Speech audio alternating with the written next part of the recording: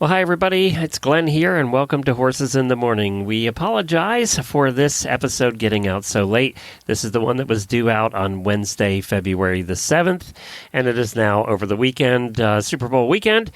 We are getting it out now. We had some technical difficulties, and we had to wait till we got home to actually fix it. So we wanted to make sure you didn't miss it, though. It's a fun episode. Monty is here, and Jamie and Debbie, and we wanted you to hear it. So here is the episode from Wednesday, February the 7th.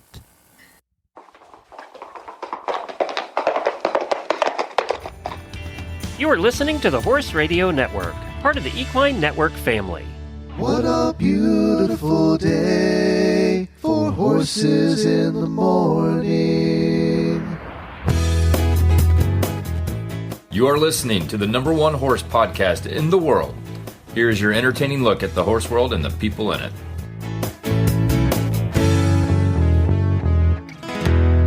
I'm Debbie Loucks in Solvang, California. And I'm Jamie Jennings, and I am still in Palatka, Florida. That's right. Look it up on a map. You're listening to Horses in the Morning on the Horse Radio Network for Wednesday, February 7th episode. I think 3360. I'm not sure. Good morning, horse people. You have found Horses in the Morning on a Monday. You're in for an amazing horsey week of laughter, learning, and fun with Glenn and Jamie. Debbie Loucks, thank you so much for joining me. I'm so excited to join you. It's February. I'm looking for a little warm conversation, Jamie. How are you?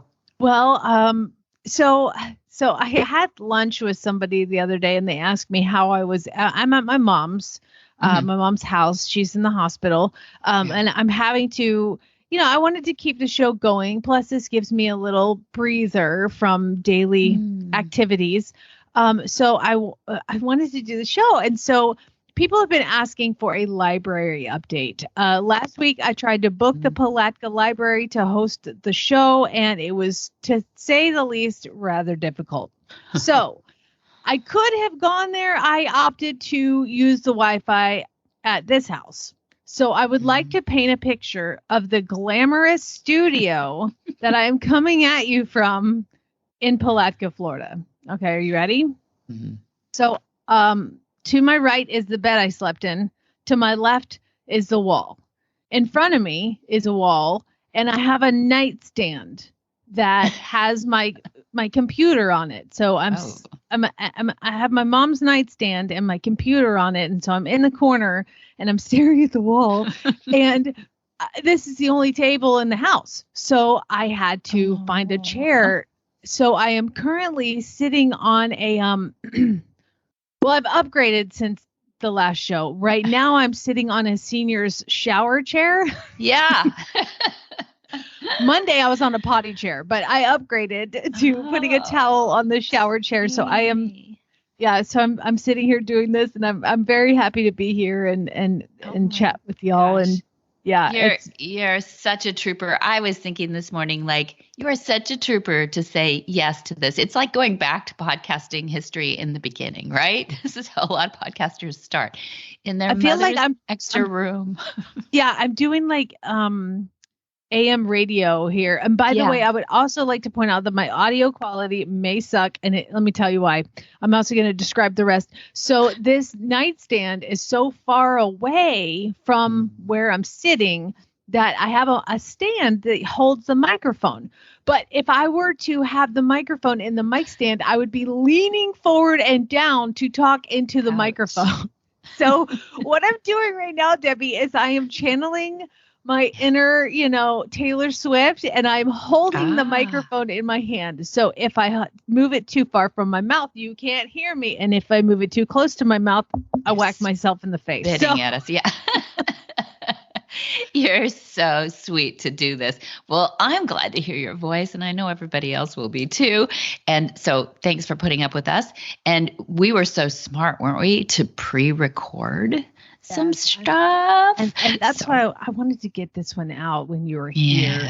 Thank you. You and I got to sit down with your dad, for like an hour. So y'all just strap in. And I asked him about a difficult horse that I was having, and he gives me a very detailed, very interesting new way to handle something like this that I'm going to have to implement this spring when she comes back for training. And then he answered some of the listener questions. So we're going to play that for you today. And just like I said, I'm sitting in this room leaning over a nightstand because I really wanted to get this out today. So you're so sweet. We won't take a picture. These are things that we don't want to memorialize, but the podcast will be memorialized. You know what? Maybe I will take a picture just so you'll believe me. Like, I'm going to show you my potty chair, my shower chair.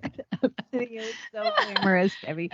Well, hey, before we do any of that activity, let's do our daily Winnies.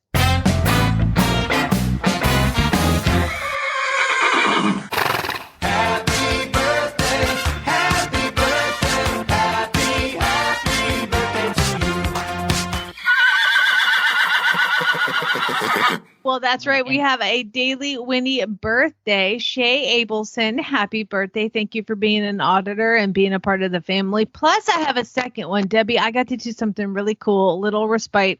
Beers at lunch yesterday with a listener named Clark Barton. He knew I was in Palatka, and he drove all the way from Jacksonville. It's like an hour and a half one way down. I can't go too far, which is another reason I'm in my mom's house because I'm half a mile away from the hospital. Yeah. He drove all the way down here and we had lunch and he's just delightful. And I wanted to say thank you for coming. And he gave me the coolest cowboy hat. Debbie, you're going to be so jealous. I'm jealous. Oh, yeah. We're going to be wearing our cowboy hats next week. Now, is it dark or light? Because it's winter, you know. It's kind of like a tan, like a medium brown. But he decorated it with like a card on it, like a playing card and some feather. It's so cool. He said it was to go with my New York outfit. Yeah, exactly. We had the last time we were together. So I'm really excited. Thank you so much, Clark. Happy birthday, Shay. Now it's your turn. Aha.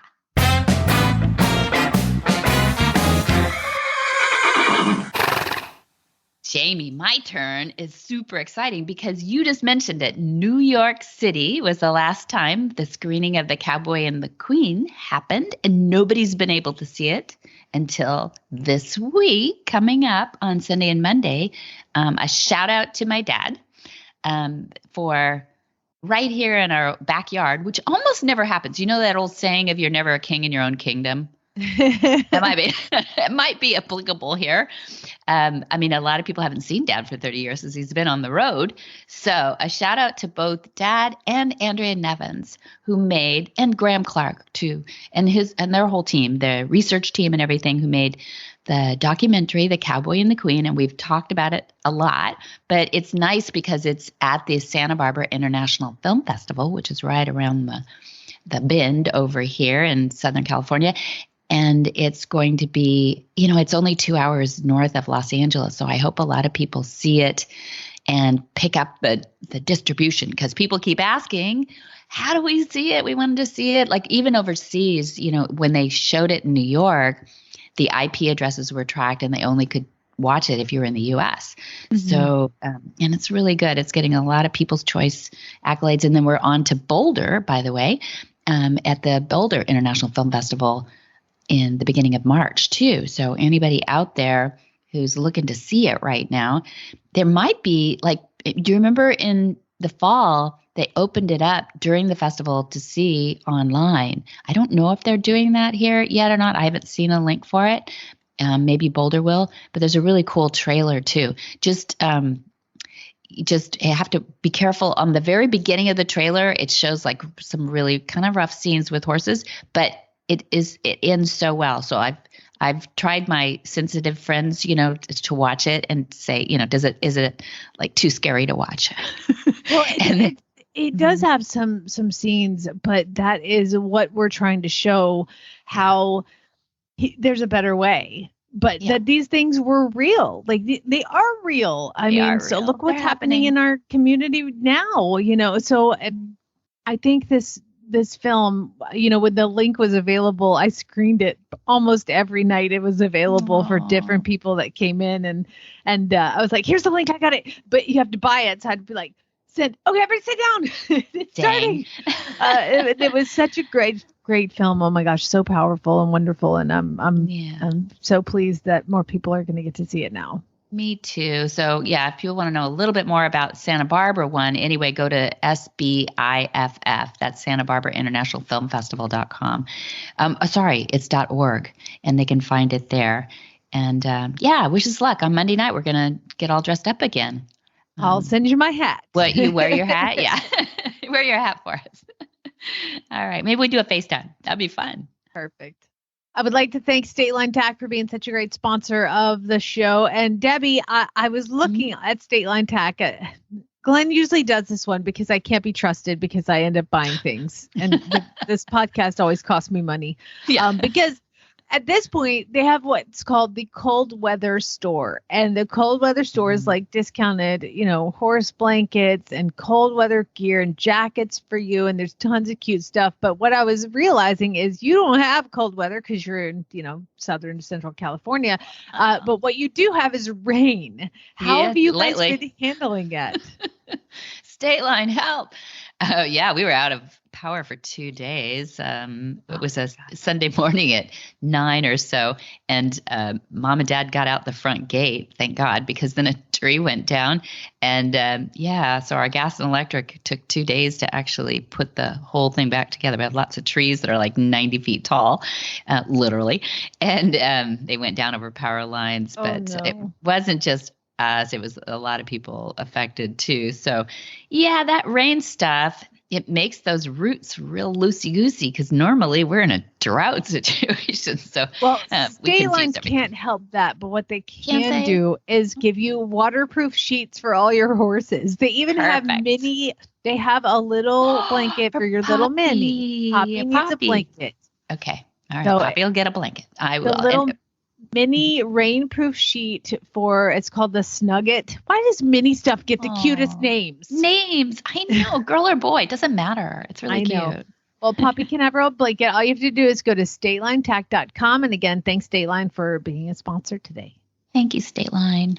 It's time now, Debbie, to play the interview with your dad. I was really, your dad is an icon, Monty Roberts, and he's also my personal hero, and he's my mentor, and he's just one of my favorite people on the planet. So anytime I get to sit down with him and you facilitate that kind of talk, it's great. And I to be fair, your dad has had his share of yelling at me. So I'm always just a little scared, but also in reverence to him. So I hope that came across when he's it does. Oh no, you're so respectful, Jamie. You certainly are. Do you remember we were struggling with technology? No, he loves and embraces technology anyway.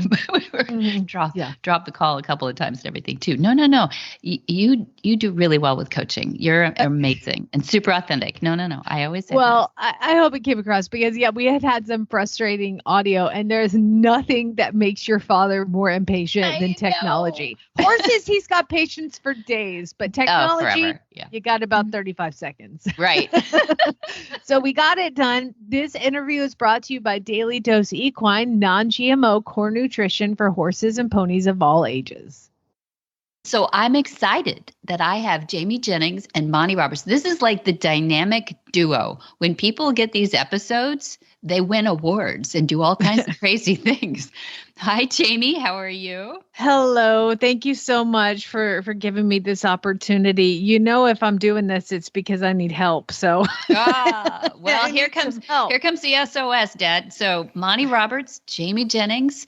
I think Jamie has some questions for you, and they might actually help her keep her business. I think that's it. Well, I got those little lead-ins to what's going on. And you know what they told me? They told me that some time ago, I guess 2, 3, 4 years ago, I thought I knew everything about horses and what they do and why they do it and how to change the things they're doing. Okay. And then every dang day, they seem to come up with something new that I haven't dealt with before. Well, let And me give everybody the backstory, because I'm hoping you're not talking about the problem that I'm having and you're going to have a perfect solution. But I probably should tell everybody, because they don't know what the question that I have is. Should I do that first? Sure. So I had a filly. It belongs to a friend of mine. She is a 3-year-old, half Andalusian, half KWPN, 3-year-old filly, very big, very long, very lanky. And we decided just to put, 1 or 2 rides on her, and she was going to bring her back in the spring when she's grown a little bit. So she brought her over. This filly has been raised in a herd with several other babies, has been handled, on a regular basis. And so my friend brought her over in a trailer to her first ever going outing anywhere. This filly, and she's really, really calm. The filly unloads, doesn't care that she's anywhere new, which is always usually you expect a little like snorty, like, oh my God, I'm here. Nope, just unloaded, totally fine. Give her some time, put her in the round pen, and I go to ask for join up. And Monty, she wouldn't move. I mean, I sent this mare away, and I was using the black lines. I ended up getting a flag out. I had plastic on a stick, and I barely got her into a trot. I was way more tired than this filly was. I was exhausted. So finally, I just gave up, and I turned my shoulders to the side, and she came right on up to me, a perfect join up, because that's all she wanted to do anyway, was to be standing next to me. So I started doing let's get her vulnerable areas, legs and feet, totally fine for everything. I tacked her up, put the saddle on her, first girth ever. She doesn't care. Sent her around. I put the long lines on her, long lined her, barely got her to trot, maybe 1 canter step in the long lines, but I have the long lines to help me. And then it was, okay, well, let's get on and see what happens. So brought her to the middle, took the long lines off, and then I had her owner was going to be my lead. So what we do is, we belly the horses and then we move them around a little bit. And so I'm on my mounting block. I cheat. I have the mounting block and I lean over her back and I'm like, okay, take her forward. And this filly won't move, will not move. Wouldn't take a step. I mean, the owner's, like pulling the halter and turning her and trying to get her to move. Couldn't get her to take a step. So I get down. I'm like, okay, let's work on leading a little bit. So she goes to just lead her forward. I'm having to get behind her and jumping jacks and clap my hands just to get her to take a step forward. Get 1 step. We praise her. We scratch her. Do that a couple times. Maybe got her thinking forward. I go to belly her again. Get on her. Belly. She won't move. I mean, not a dang step. And at that point, I was like, we're done. I'm calling Monty. So here you are. Please help me. Yeah. And I really appreciate your description, because I can trust you, and I've been through other horses with you, and I know that you know what you're doing. Oftentimes you get a call from somebody and they have no clue what they're doing, and they can't really describe the thing like you have. So I appreciate that. And I don't have to ask you this question, but I will ask it for everybody else. You do know what positive thigmotaxis is, don't you? Yes, sir. Okay. I'm going to explain to the audience that positive thigmotaxis is that psychological system whereby the equus caballus, goes into pain and not away from pain. They don't go away. The reason for that goes back to their predators and so forth. They could handle their predators going in and kicking them instead of running away. When they run away, the predators will grab the hind legs and take them down and kill them and eat them. So the ones that would go into the pain lived on. And what you have is an extreme positive thigmotaxic horse, a filly. That's what you have. And anytime she feels the chance that life could be taken from her by a bunch of predators that want to put this thing on my back and get up there, and they're going to eat my throat out. And so I don't move. I go into them. I don't move. And so I asked some questions because I want to know previous what happened. Did you, after you got her, Did you put her in a little paddock at all or anything?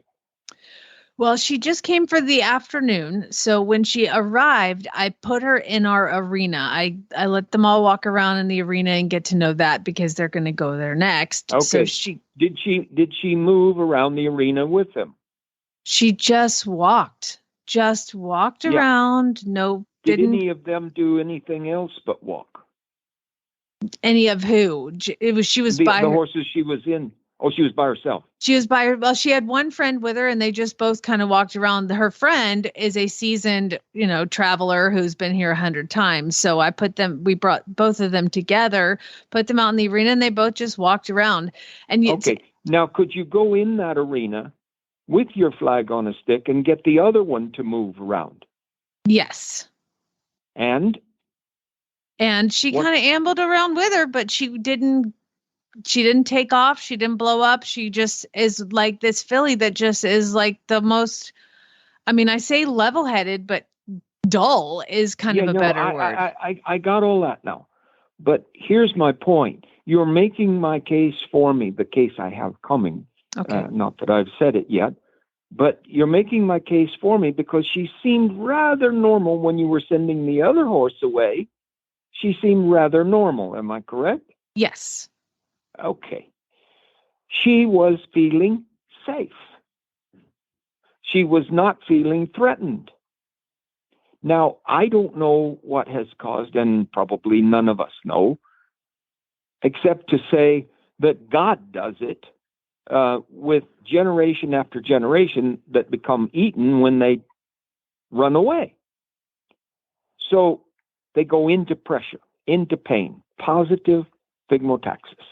Now, if you're going to get through that, you may have a fantastic horse on your hands because the horse that thinks with you instead of for you is a better individual to do the jumping with or the roping with or whatever you want to do, the working cow horse or the, gaited horse. If they will do it with you, they will do it better than they're doing it because they're afraid not to do it. So you have a potential for a very good horse here, in my opinion. All right. Now, the dually halter. Has she had a dually halter on her? She has had a dually halter on her, yes, and she had it on her in the round pen. Okay. And did you hook to the dually halter and try to get her to come forward at a trot or anything like that? I did not attempt the trot. We just attempted just walking, and that was challenging enough. Yeah. And why was it challenging? What was challenging about it compared to other horses? She just wouldn't move. Well, that's challenging. I thought you were going to say that she just was, not eager to move and you had to kind of drag her along. Monty, I put it on the clip and I put it on the regular part of just the halter just to get her thinking forward. So I made it the dually halter and the regular halter, and you attach the lead rope and you go to walk forward and she just stands there. I went left, I went right, I went forward, I went back. I practiced. Okay. So you tried to get her to come forward and she didn't.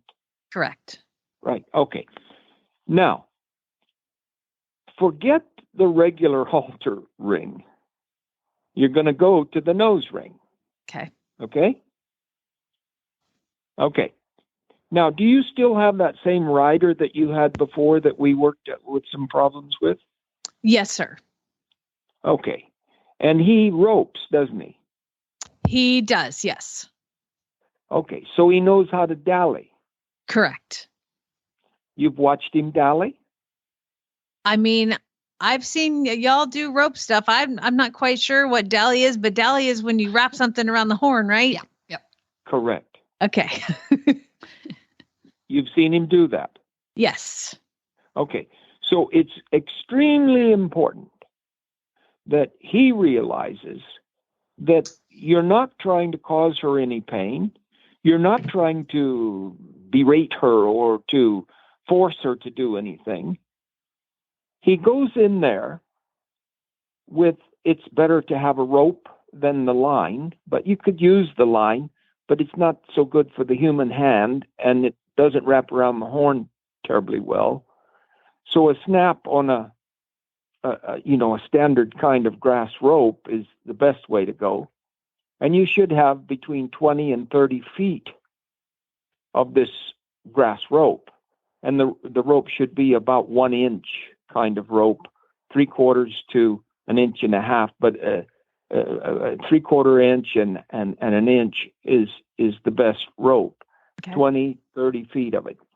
And then you put a snap on one end of it. You braid a snap onto one end, braid it on, not tape it on, not get funny about any glue or anything like that. You braid it on. I'm sure he'll know how to do that. And you braid the other end so that it doesn't fray out. Are you with me so far? Yes, sir. Okay. Then you just put the horse in the arena or a round pen.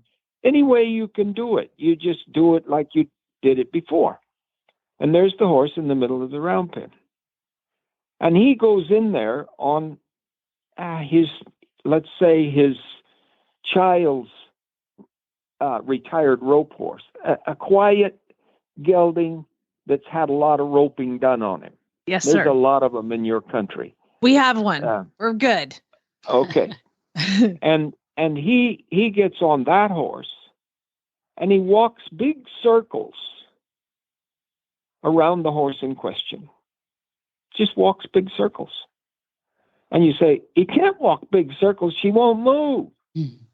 So when she doesn't move, he rides against the dually halter. Okay. And when she pulls back, I don't know have you seen her pull back? She did not pull back. She just planted, just stood there. Okay. So he just stands against that rope. You follow me? Yes, sir. It's around his horn, and he just stands with the weight of his horse against that rope. Okay. And he has a beer, or he smokes a cigarette, or whatever he does. He just sits there. He just sits there with tension on the line. Okay. And she may say, I'm going to pull back. And when she pulls back, you try to keep your horse in exactly the same position, no giving to her on the pullback. Okay. Oh, she jumps in the air and she strikes out, whatever. But she ends up a couple of steps forward. And he just sings a song to himself, coils his line as he's riding toward her, and she's frozen on the ground. That's my guess. She's just frozen. Okay. I don't move. When I feel fear, I don't move.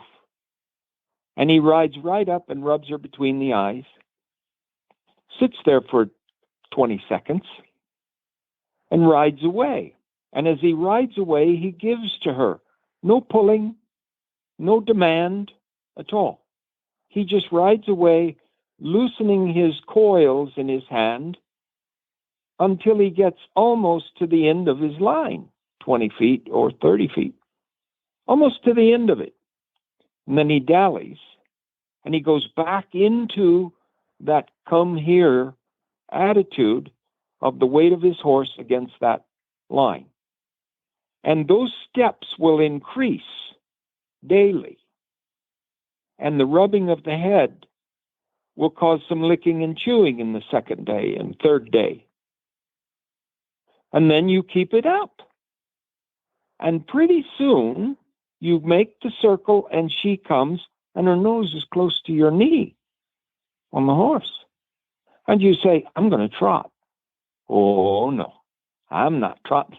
I'm barely walking.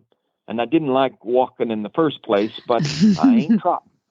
So you trot right to the, last 10 feet of the rope that you have, and you dally again. And you sit against it.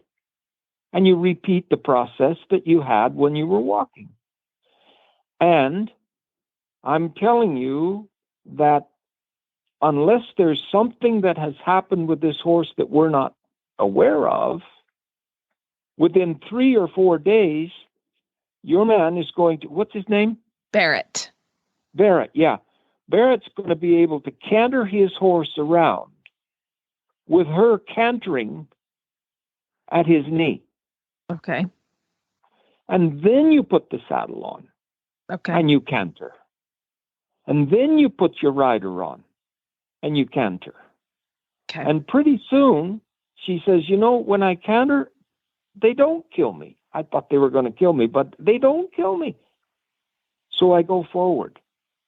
That's the dually halter. In fact, I'm telling you that's how I invented the dually halter.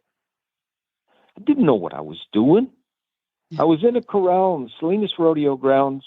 It might have been 46, 47. It was right after the war, I know, when I started roping.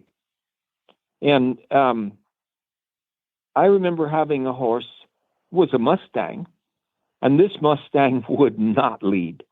And they bought the Mustang. They bought him. What do you call it? They adopted the Mustang out of the herd, these people, and then they called me and said, he won't move. We can't move him. He'll move if you leave everything off of him and you go out there with a flag on a stick or something. He'll move. But you put anything on his head and he freezes. Mm-hmm. He won't move. Well, I'm a kid of 10 or 11 years of age. But I don't know. But I ran my rope through the ring on the left side, over the nose, and snapped it to the ring on the right side, and did exactly what I just told you, only because the horse was telling me that's the way you're going to get me to come forward. Gotcha. And within 3 days, I could canter around the racetrack with this horse cantering right beside me. That was his safe place. Mm-hmm. But you need a dallier. I don't want you doing it. And well, I don't want you to lose a finger or something. But there you go. If he's taught himself how to dally, that's what you have to have. And he has to know how to come loose from it. If your horse is going to go over backwards and bash their head in, he has to know quickly how to come loose from it and how to get it back again. Okay. And you could send me videos, as you know, of what he's doing, and I could make suggestions, but I bet you he will understand quicker than you can imagine. I can't wait to let him listen to this and tell him to get to work. This is going to be great. I hope everybody listens to it. That's how the dually halter was born, and we have them for sale. Yes. So this is an extended commercial. Yeah. For the dually halter. Not really. I'm retired, but Debbie's on the line, and she's handling I told him that to say part that. of it. Yeah, no. Yeah, she told me to make sure I talk about the dually halter. But I'm just telling you, the dually halter is the answer. Mm-hmm. You know, I watched other people do other things. And one of those things was to run the rope through the halter, around the hips of the horse, mm-hmm. and back through the halter, tie it off, and then you pull them forward with a hip rope on them. Yes. Through the halter. And that's okay, except that you hurt a lot of horses that way because they'll kick at it, they'll do funny things, they'll run over you. There's a lot of problems. So then I watch people who also told me that I was crazy not to use it, was to run it through the halter and around where the girth goes, out between the front legs, through the halter, out between the front legs, dally, and you squeeze, but you're actually telling them that the squeezing of that rope around their girth area is something they're going to have to deal with the saddle, and you kind of have several ways you have to work at it. The halter, free and clear of any of that. And it's so sensitive that they'll come forward much quicker than they will around the hips or the girth. Okay. Fantastic. And I want to see the videos, and I want you to know that I haven't learned everything yet, but this is one thing I have learned. And did I ever hurt any horses doing this? Yes. Why? because I didn't release the Dally quick enough when they wanted to really fight. Okay.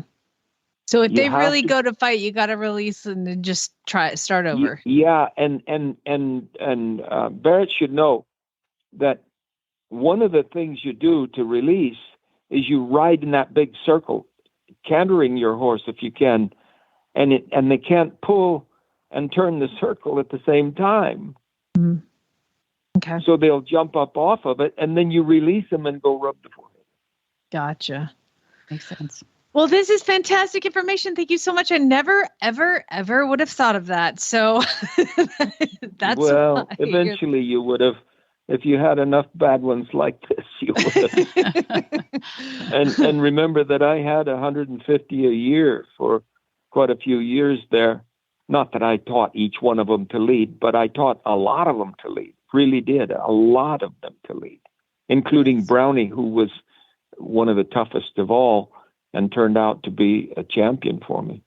Yes, sir. Mustang. Well, this is fantastic. Do you have time to answer a couple other questions from listeners? Well, I don't know the questions yet, so I don't know how long the answer is. Okay. But I'm here for you. Okay, well, we'll start with this one. It says, "Hi, Jamie, I have a question for Monty. My horse hates to canter for long periods. Unless the rider has a super strong leg, he won't go for more than a few minutes. Because he was abused, I will not use a whip, which is what everyone suggests. He has been thoroughly checked by vet, dentist, chiropractic. He's sound and healthy. Everyone says he's lazy. And how can I make him want to canter more undersaddled than force him to do so?" This is a woman who came and did the intro clinic with me. So she's very much aware of your concepts and just wants to do right by her horse. Nice. Okay, legs, a strong leg. Unless you have a strong leg. Legs will cause a horse to go forward because they've been trained as a baby to go forward when you use your legs against the ribs. However, if they go into this business of parking, so when they're a little bit tired, they can beat you, strong legs or not, by just stopping. Now, you can get a whip, and they will go into the whip, and eventually they'll kick out behind or they'll rear up or something like that. Giddy up rope. It's a rope that does not cause pain. It's a braided cotton soft rope. And it has a gathering at the end of it that just kind of makes a popping sound when you do it. And you do not whip it like a whip. You flick it back and forth like a romal in front of you, and it comes down on the horse's hip behind and goes woof, woof, woof, woof, woof, like that, and the horse will go forward. When the horse goes forward, you stop the use of the rope, and it just hangs down there. And then they say, that isn't such a bad deal. It never hurt. If it hurts, they're going to try to figure out how to stop. When I first started to make that commercially here on the farm and show people how to use it, they brought me horses. You can't begin to know the number of horses they brought me that would just park it. Walkers, they were called. And bingity, bingity, bing. We've got some videos that show that in 3 or 4 days, I got a horse that will just go wherever I ask as fast as I ask. And it's the leaving alone, it's the stopping that is their prize. That's their trophy. So then they learn how to go. Let's go. But if you cause pain, they'll say, let's stop. And I'll go into that pain. Okay? Now, I have another question that's, I think, similar to this that you might answer the same. And it's another woman that has a warm blood, a Irish warm blood. And she says, when I touch his sides with my legs or hands, this horse is 4. And I started him when he was 3, and he's just this big, giant, kind of like cranky, angry. We called him names. But she said now if she's sent him to be ridden even more after I started him. And she said, now when I touch his sides with my legs or my hands, he pins his ears. He doesn't enjoy working. His training is going so slow because I have to be mindful of his bad attitude. I don't want to push him too hard, but then I can't make progress either. Is that also a giddy up rope situation? How do you spell giddy up rope? Yeah. Okay. Well, you should also, has the vet cleared everything? Right? Yes, that horse has been completely cleared by the vet and everything. So it seems like both of these horses, the answer is kind of the same. And I would like to point out that there is a lesson on MontyRobertsUniversity.com called Walter Won't Go Forward. It is my favorite lesson on the entire university. It's Monty riding a horse named Walter who won't go forward. And it is the best explanation and demonstration of the giddy up rope that you could imagine. So I would encourage everybody to go take a look at that. Perfect. Yeah. And, I remember back when you first came to me, you had some Mustangs and stuff, and there was this problem and that problem, and you were in the process of learning my concepts. And the giddy up rope became very, very helpful to you in some areas. And other situations that I've learned got away from any pain and toward the business of celebrating rather than punishing. Yes. And that's how we get a good horse out of it. So, nice. And I'm not a namby-pamby. If pain would cause them to do the thing better, I'd probably use some pain on a horse too. But not only do I not like using pain, it's also not very effective. And some of these things that I do that are pain-free are a lot more effective than anything with the pain. I totally agree. So another one is, how do you encourage a horse to ignore other horses and pay attention to his work? Every session with my horse involves at least 15 minutes of trying to catch his attention. Usually Long Lining does it before he settles down. If there are other horses in the arena, it takes even longer. So how do you get your horse to listen to you when it's the winter and you've got 5 horses in the indoor or whatever? Okay, so this one is pretty difficult because you are dealing with Equus caballus. They are 200 million years old, a lot older than we humans. They have learned that herd is safe and singular is not safe. That's what they've learned. And they learned it 200 million years ago, with those surviving because they herded up and protected one another from that big cat. And maybe somebody lost his life, but it would be the one that wasn't so herd-bound. So they're herd-bound animals that we want to be part of their herd. We want them to come with us. So you keep going, go to those arenas where they have horses ride them around with the giddy-up rope. And as soon as they pay attention to horses more than you, boom-a-de-boom-a-de-boom, with the giddy-up rope and go somewhere, do a figure 8 or something, and then stop, release your reins, give them a rub, and they say, oh, you're not so bad. Maybe I like you as much as I do those other horses. Okay, Monty, I just got a new horse, and this is the second one that I've kind of got from the same situation, and they're both working Western horses. The one that I have now was like on a feedlot moving cattle around. And then the other one was kind of doing the same thing, roping and all this. And what I've found is that both these Western type working horses, it's like nobody's ever kissed them on the nose. You know what I mean? Like, I'm squishy with my horses. I love them. These horses, both, the first one that has been here about 3 months has really come around. But I just bought this pony, this little Western working pony, not show horses, like, doing the dirty work. And they just don't like people. They're hard to catch. They don't have. Is there something that happens to the Western horse, versus like all the horses that I start through your concepts, they all love people and they want to be around. What am I missing? What happens to these guys to make them kind of so standoffish and not really liking humans? ROMALY.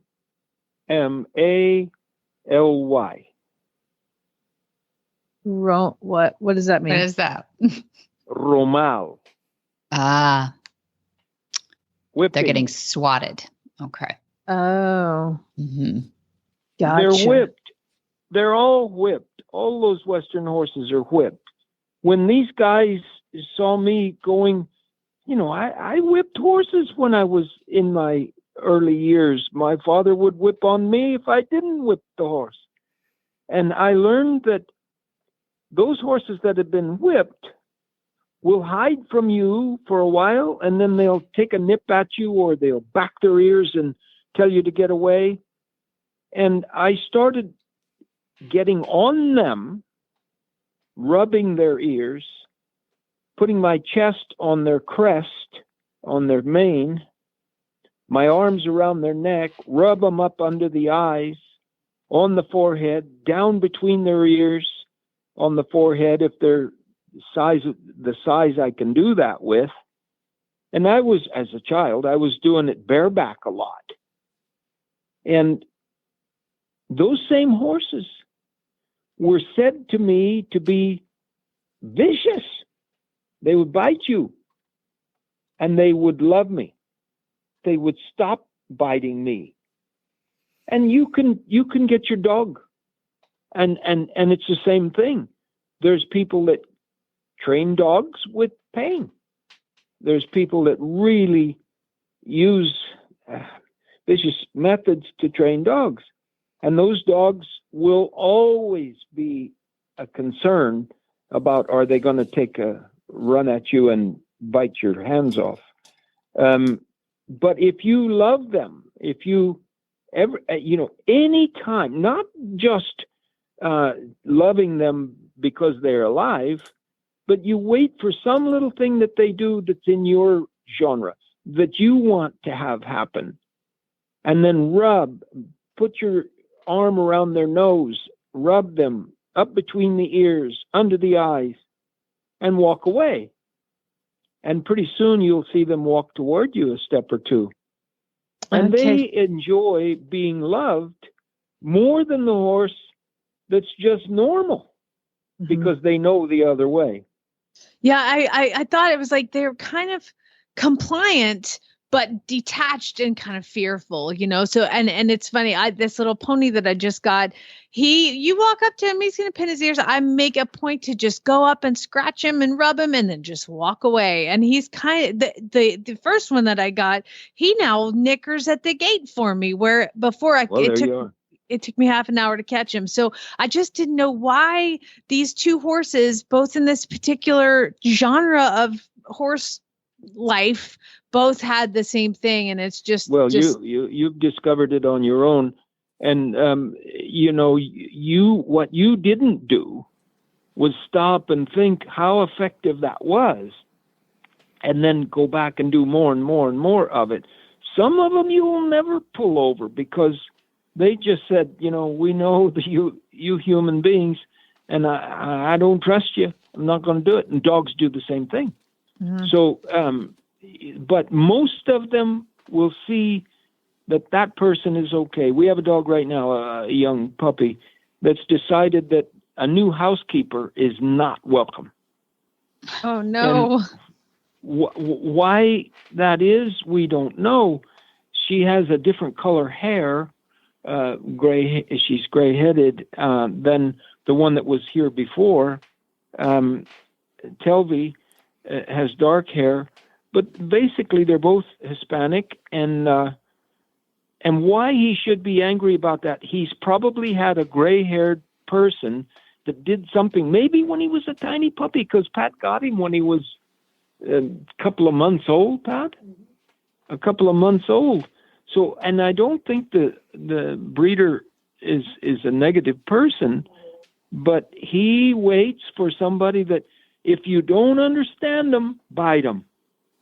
Mm-hmm. And Dogs will often be that way. They are canines, which means they are aggressive predators. And that's not the horse. The horse is waiting to be understood. And when you do that, they will generally quickly come your way, where a dog will take more time and some of them will never give over again. So I've got a chance with this little pony to make him love me.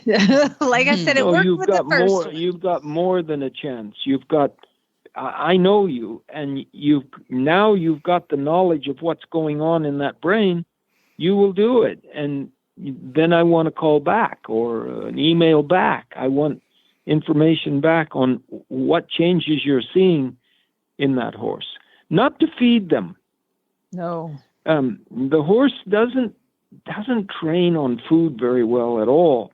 That becomes another entity in their life. That's not true with the predators. They will train on food because that's what they do. But horses do not eat human food, and they don't have humans feeding them by hand. And if they do, they'll take it out of their hand, thinking only about the food and not the human. So you keep the food away, but you get the love in there, rubbing and stuff. I don't know. The horse that Pat rides, called Blackie, he was a very, very disunited horse when she got him. I rode him a few times, and I said, "No, Pat, you're not going to ride this horse. You'll get hurt riding this horse." And she didn't listen to me. She rode him anyway.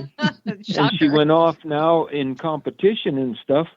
And I'm sure she's sitting here with me, but I feel sure that and I haven't been to any shows with her at all, but I'm pretty darn sure that when she goes to a show with him, he kind of looks for her and comes to her and regards her as a friend. She's nodding her head now. He nickers for her. Yeah, and he was not easy now. And he was with a professional trainer before that maybe was a little more aggressive than he should have been. But he was dangerous. Man, oh man. I rode him a few times, and he would fly apart at the slightest things. And now Pat rides him around. He's absolutely in love with her. Blackie is a very special horse, and she's done amazing with him. So, so there's a chance we're going to make all these horses our friends. And it was to me, getting this pony was such a fun opportunity to see if I can take that horse and turn it into what I consider a happy mount, and one that wants to work as opposed to one that feels like it has to. And I think that's kind of the mental change that I'm going to have to see in this guy, and who knows how long it'll take. But Monty, thank you so much for your time. I have a million more questions, and so we'll just have to do this again real soon if you don't mind. Yeah, that's fine, and I'm happy to do it. And you bring things to my mind.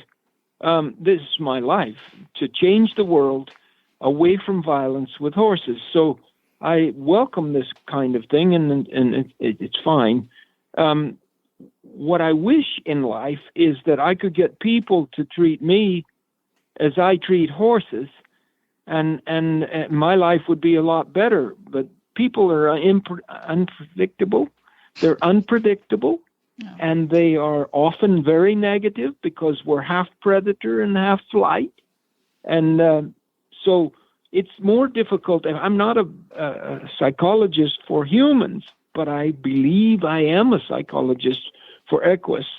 I just wish I could train people as well as I can train horses. Well, you changed my life by training me, so I appreciate it. And hopefully I'm carrying on the job and passing it forward. So that's but the learning curve in that is, think back at your attitude when you came to me.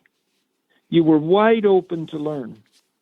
You listened, you watched, you learned, you repeated, and it worked. A lot of people don't do that. That's right. And particularly in the human to human situation, they will tend to go argumentative. They will tend to be angry when they don't have to be angry. That's just what humans do. They choose to be angry. They are sitting in the middle and can go either way.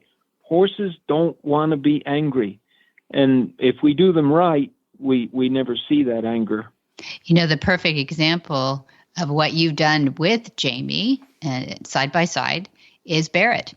Barrett is a mini Monty now, and I know that his teacher was Jamie. So it's a wonderful evolution that we've seen there too. Well, and we mentioned Barrett. He's a wonderful boy, college age. So Jamie, you've done a good job. Well, it's been awesome, but he came to me with the exact same thing that Monty just said I came to him with, which was show me everything. I'm going to work hard and have a good attitude and desire to learn. So hopefully we can just keep that going and pass it on. And that's right. And Monty, I just thank you so much for being on the show today and for lending your knowledge to us a little bit more. And I encourage everybody to go to the university, MontyRobertsUniversity.com. It is well worth the cup of coffee a month you would, miss out on by subscribing. It's fantastic. Over 800 videos. You'll see Monty yelling at me in several of those videos. Good. So. Yeah. Oh, no. No. So you know what? It's good for everybody. Well, just let me know what's next.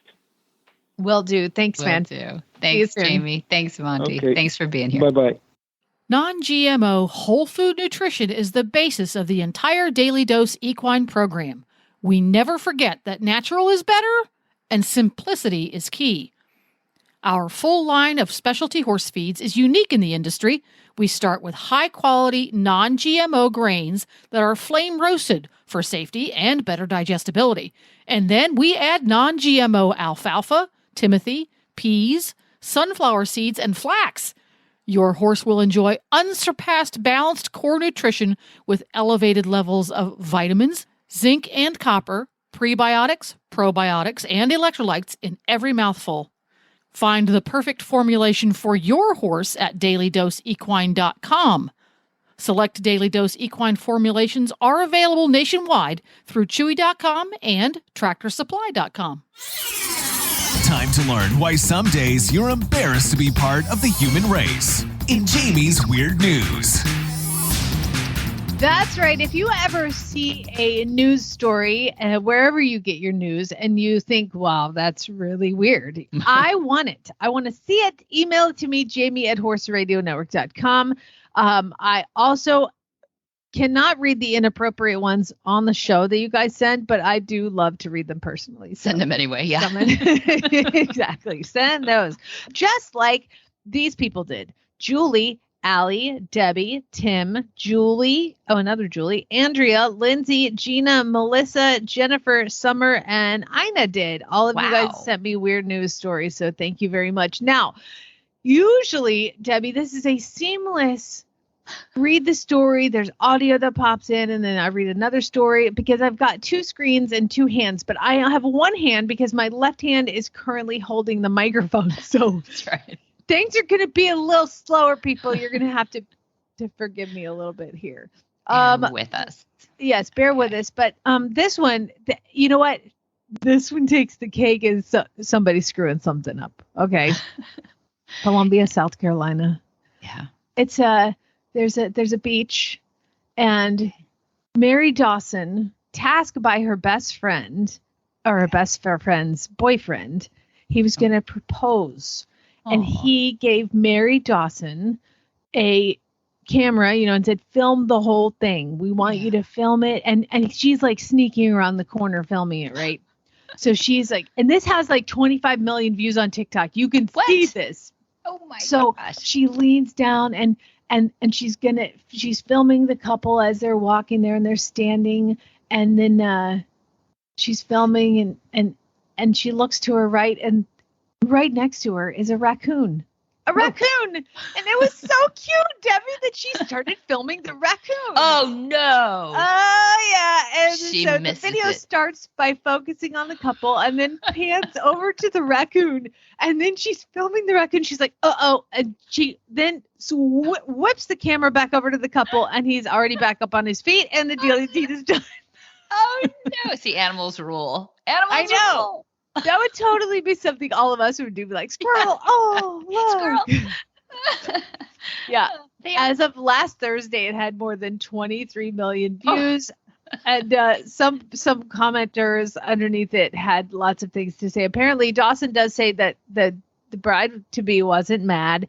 But somebody said, I would seriously understand. So many marriages fail, but like a cute little raccoon encounter, that lasts forever. Oh, that is sweet. There we go. They're not all this sweet. We're going to next move to You this started one. with the best. Okay. That's good. That's really Bless good. him. You know, there's so many bad things that happen in Florida, Debbie. Oh. You know, I mean, there's bad people, and there's poisonous snakes, and there's Yes. alligators, and there's Wow. black bears. Well, now there's a man. They didn't. Oh, his name is Shay Allen Hensley, and Let's he just lives in name him. Yeah. there are always three names. I got to name them. It's on the news. I mean, come on. Shay Allen Hensley of Bakers, Florida, is facing nearly a dozen charges from the Florida Fish and Wildlife Commission. He was near Panama City, PCB, baby, and Okay. he made a bad decision. And the bad decision was unlawfully importing 2 Kodiak bears into Florida. What? Where do you put them? How do you sneak them in? That funny you should say that, because he really didn't have a good place to put him. Apparently he had these 2 almost full-size bears. I mean, they're saying they're cubs, but they're like giant. Yeah. I mean, and they're Kodiak bears. It's anything. like grizzly Yeah. bears. They're huge. And they're not native. They're native to Alaska, so they don't need to be in Florida. And apparently they decided to leave because the cage that he had, and that's one of the criminal charges, is improper housing of illegal animals. He had like a chain link fence with like chicken wire on top. Chicken wire. Yeah. Kodiak chicken. They didn't stay there because he was caught as they were walking down the road at 5 a.m. in Okaloosa County. They could make a show out of this one too. Wasn't that the other place down there? The tiger place down there in That's Florida? Oklahoma. Oh, whoops. That's Sorry, okay. Oklahoma. No offense. It is what it is. You're only in 2 but places, yeah. Florida and Oklahoma. Kodiak bears walking down the street in Florida. So they swarmed. Investigators went to his house, and then he called himself a self-proclaimed bear trainer, is what he said he was. I'm a bear trainer. Yeah. He also got in trouble for having a lot more wild animals improperly housed. Of course. He's in jail. Good. Okay. Now one?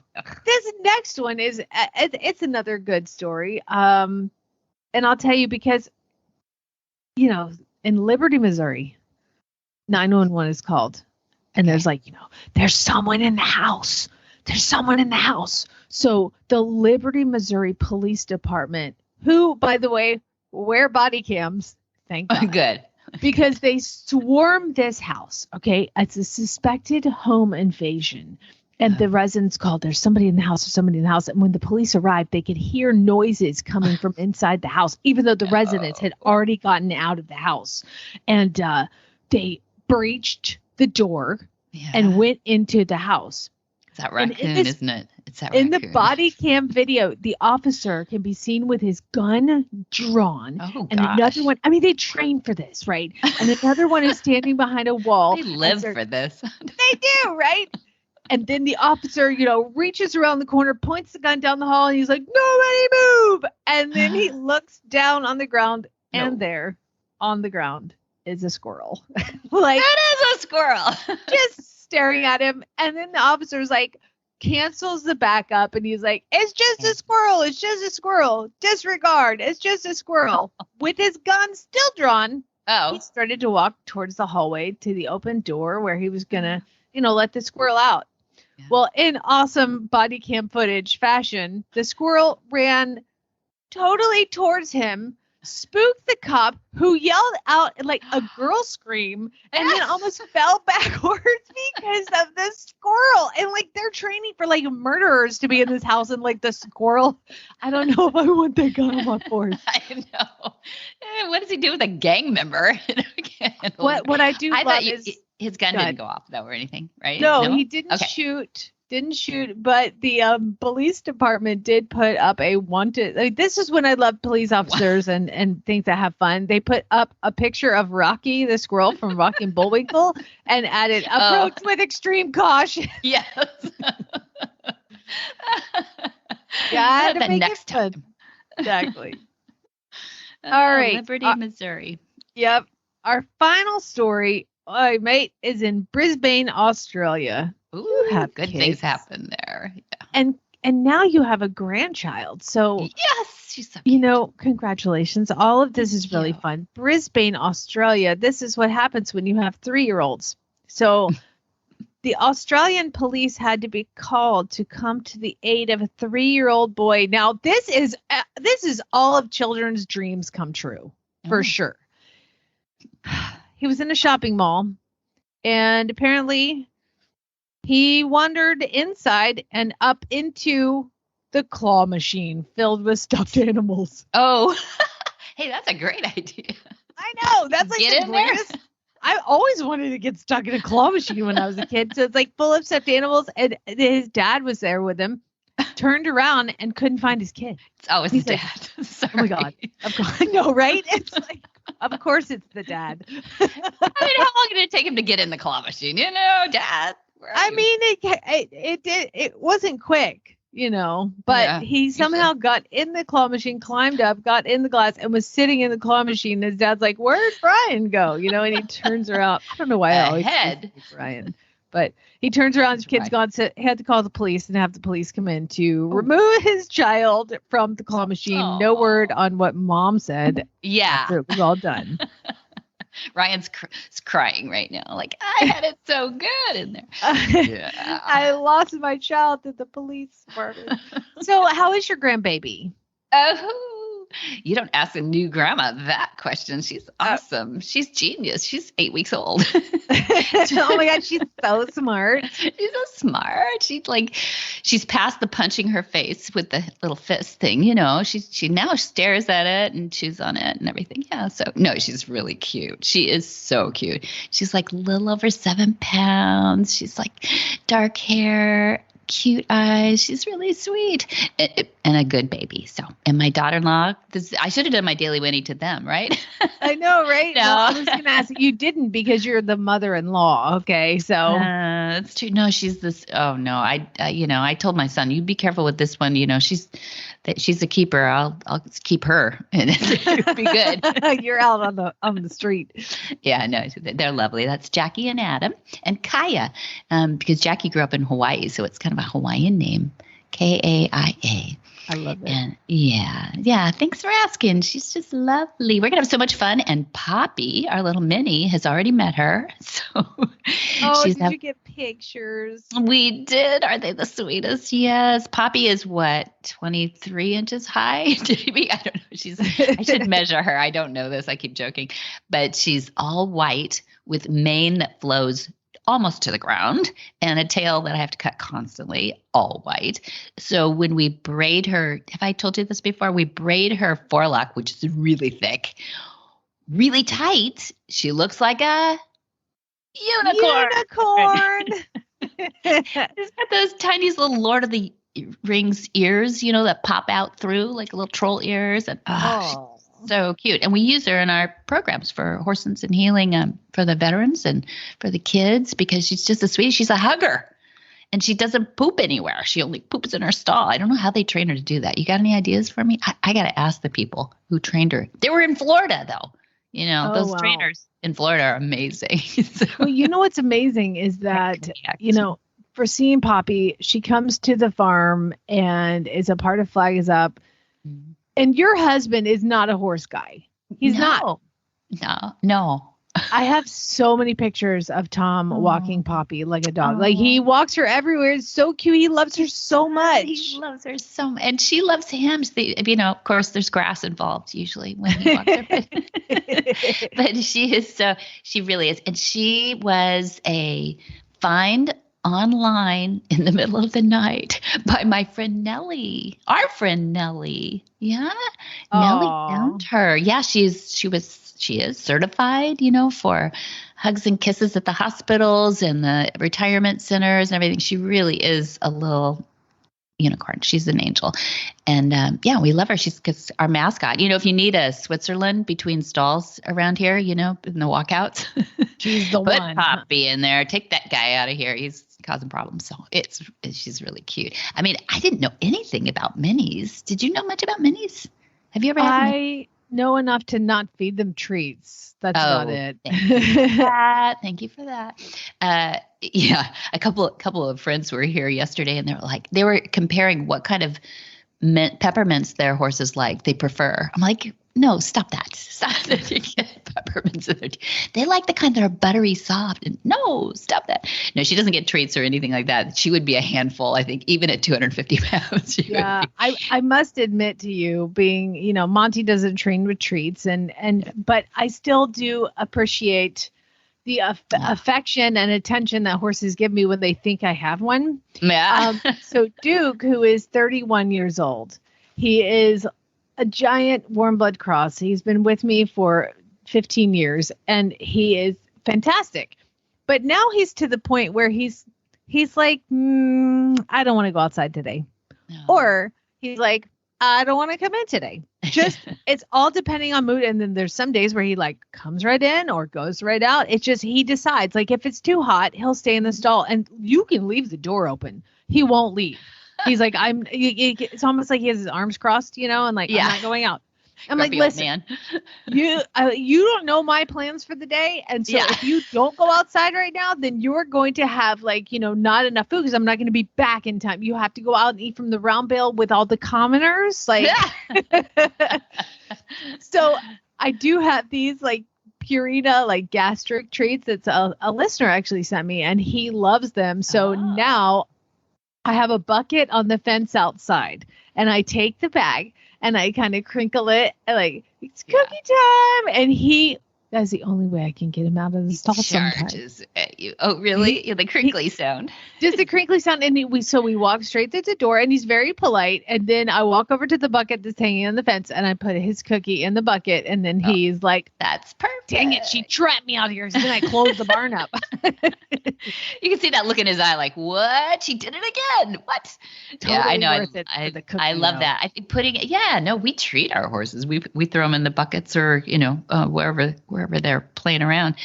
You did a beautiful lesson on the university. Remember that stealing or sneaking in a little bite of grain on a bucket that's down, was catching your horse. Yeah. You did it with a cute little polo filly. That was great. You and Monty did that video together. It's really good. If anybody's a uni subscriber, can't remember her name. She's owned by a really great polo star too.